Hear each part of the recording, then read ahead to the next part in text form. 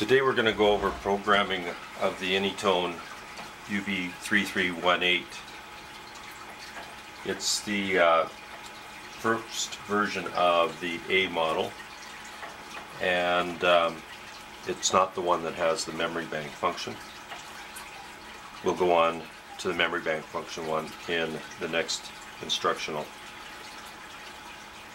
Point out to start, if you are in the habit of charging the radio and leaving it in the charger base in order to monitor frequencies while you're at home or in your vehicle, and you leave the radio on in the charger, it will damage the battery.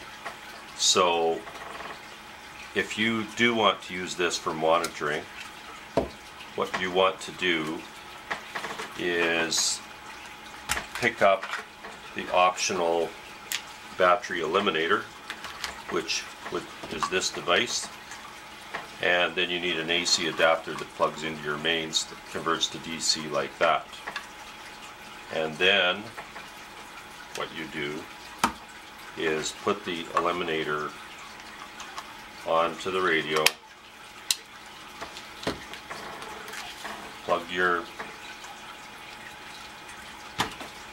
DC adapter in, plug that into your mains, so you end up with that, and then you can leave your radio on and listen to it, and as you can see, that'll plug in the mains or it'll plug in to your vehicle. We're going to start by programming a simplex channel that will be assumed narrowband and require tone encode, which will be used on the second stage when we do another repeater channel. Turn the radio on with a fully charged battery. If the key lock symbol shows in the lower right hand corner, unlock it first by pressing the function key and holding down the lower right key until the little key icon disappears. Now we're going to choose which band we're going to be programming. You can choose that by pressing the B key. Right now we're on the A band, and we're going to move it over to B band.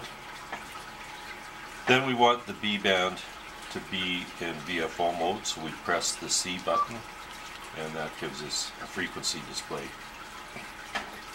In this case, let's say we wanted to pick a frequency like 165.010. We go 165.010, and after you've hit the 6th digit, it automatically assumes the decimal place after the 3rd digit. So now we've got 165.010 showing there. Now we're going to need to enter some of the options to go along with this, so we're going to start with choosing the CTCSS encode. We're going to press A to put it back into function mode. Then we're going to press the 8 set key to pick it, and then we're going to toggle between our functions that we want using the B key, or you can go back with the C key. So B and C takes you through your menu choosing your functions. In this case, we've got menu item number 1 to choose the CTCSS. Then we use the dial. You can choose, as you see, you press the 1 and it toggles your available CTCSS modes from off, and then that's what we're after, is the tone code. Right now it happened to be on 88.5. We turn the dial until we get to, in this case we're going to pretend we wanted 151.4, and then we're going to press D to confirm, save that in, and exit out of that mode. Now we're back at our display mode, and next we want to choose whether we're going to be wide or narrow band. So again, we're going to go function, set, which is the 8 key, and then hit B until wide or narrow shows up. And that is menu item number 8. And now you toggle it. Wideband is 25K, narrowband is 12.5. Set it to 12.5 for narrowband. If you wanted wide, you'd set it for 25. Then you'd confirm by hitting the D, which takes you out of there. Now that we've got narrowband established, next we want to name the channel. Because we're in VFO mode right now, we want to change it over to the alphanumeric mode. So we hit VM. That brings it over to memory channel mode, and it's showing the name on D band that was last given. And then we're going to hit the A function key and go to 8 again. And now we want to toggle up to menu item number 12, and we can do that by hitting the B key. We were going the wrong direction by hitting C. Now we're on 12, which says name, and you can use the 1 or 4 button to move your cursor right or left to the space where you want your name digit. For example, right now the A is flashing, so it's on the first digit. If we want to go to the second one, nope, sorry, if we want to go to the last one, we hit 4, so that's moving it left. 4 moves it left, and the 1 moves it to the right. So if we want to call this channel test, it's on A, and when you move the dial clockwise, it goes through the digits. It starts with uppercase letters and then moves on to lowercase.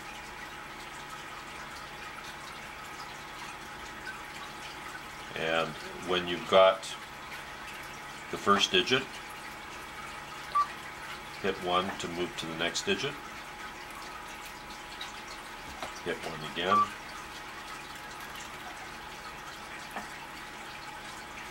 Hit 1 again.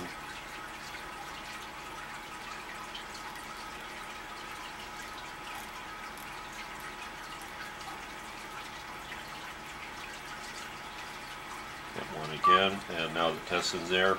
We hit the D to store it, and now we've got test as our name. The last thing we want to do is assign a memory channel to it. In order to assign the contents of our memory channel now that we've just worked on into a channel, when we have it on the name that we went instead of the frequency, we press down the function key until the little icon is on the upper left. We hit the VM key and it double beeps at us. If, however, that we did it that way as the shortcut because it was already on the channel we wanted at 182. If we wanted to put that into 183, for example, we'd hold the function key down again, we'd hit the VM, the number starts flashing, we'd move it to the number we want, let's say for example 183, and then we would hit the A again to bring the little icon up, and then hold down VM until double beep, and then it stores it in that memory. So now we have our Simplex frequency entered. Our hypothetical situation will be we're at a ski lodge. The Simplex frequency around that ski lodge is 165.010, which you'll use around there, or line of sight where you can see the lodge. When you get further away, we're going to want to hit the repeater, and we know the repeater is set for 166 on the transmit side that we need to transmit, and the repeater requires a tone code of 154.1 to open it, and it needs to be narrowband. So we've got to put all those settings into our new channel to open the repeater, which we're going to set on 183. That's known when you're programming from the keypad as setting your offset frequency. That's menu item number 11, but before we go there, we have to figure out what the offset is. That offset is going to be the difference between 165.010 and 166.000. We want to go up from 165, so we want to go up by a factor of 0.990, and because we're going up, it's going to be a positive offset because we're going up and adding to 165 to make it 166. Let's begin by making sure that our offset is going to be in that correct direction of plus. So in our VFO mode now, we've got our receive frequency of 165.010, and up at the top of the display we have no offset showing at all. We want a positive offset. To do that, we're going to hit function and then 4, and we get a negative. Function and 4 again, we get a positive. That's what we want. We'll hit the D key, and now we are set for positive. Now we're going to go in and set the offset to 0.990. So we go A, set. We're already at menu item 11. If we weren't, we would use the C or the B to get to menu item 11. Then we would dial in the offset that we're looking for, which is 0.990, and hit the D key. Now we've got 165.010, and if we were to hit the transmit button on that, we would get 166 on transmit, and then it will fall back to 165 for receiving, which is what we want for this channel. So now that we've got all that in VFO mode, we're going to have to go back through, confirm that we've got wide or narrow band and that we've got the correct tone code. Then we're going to give it a name and store it into memory channel 183. First, let's check our CTCSS and see what we've got. Again, we go function set, and we go back to the CTCSS, which is menu item number 1, 151.4. So that's correct. We'll hit D to confirm that. Now we want wide or narrow band. We go menu set, and we start moving up till we get to wider. There's our stepping, which was 2.5, and the narrow band is 12.5, and that's what we want. Again, we'll hit the D just to confirm that. So now we've got our CTCSS and narrow band, and what we're going to want to do now is put this into a memory channel. So we're going to go function and hit the C key, and when it's flashing we move it to 183. We hit the A function again and hold down the C key until we get a double beep, and now we've got in channel 183 we were able to store that frequency. Now that that's in there, we're going to name it, because we've just got the frequency showing now. We're going to name that and then put that new name into channel 183. So we go back and we'll do the naming next. To name our channel, we're going to toggle away from VFO mode into memory channel mode by hitting C. That just shows whatever last thing was in the naming channel convention. Then we're going to go back into our menu by hitting function set, and we're on menu number 8, and we want to move up to menu number 11, or sorry, menu number 12 for name. We're going to want to toggle our place back to the first point, and we could call this one repeater. Let's say R, hit the 1 and then choose the E, hit the 1 again,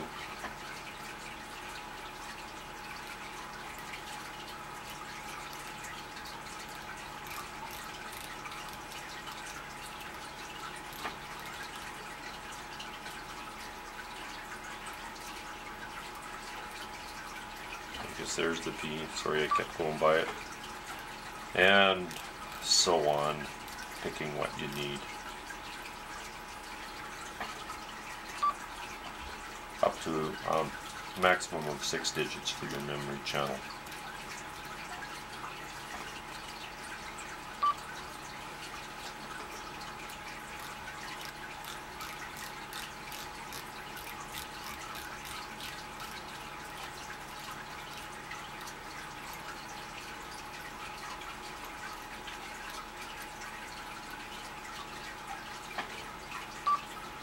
So there we have repeat. We hit D to store that. And now we have 183 called repeat, and we want to store that name in 183 again. So again we go function, hit the VF and hold it down, and now you can see we're back on 182, and 183 is our repeater channel.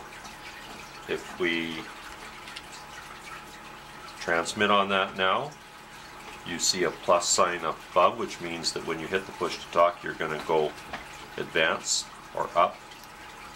You can see it doesn't show what you're transmitting until you go back to VFO mode. If you want to see what your frequencies are, you'll see you are standing by on 165.010, and when you transmit, you're transmitting on 166.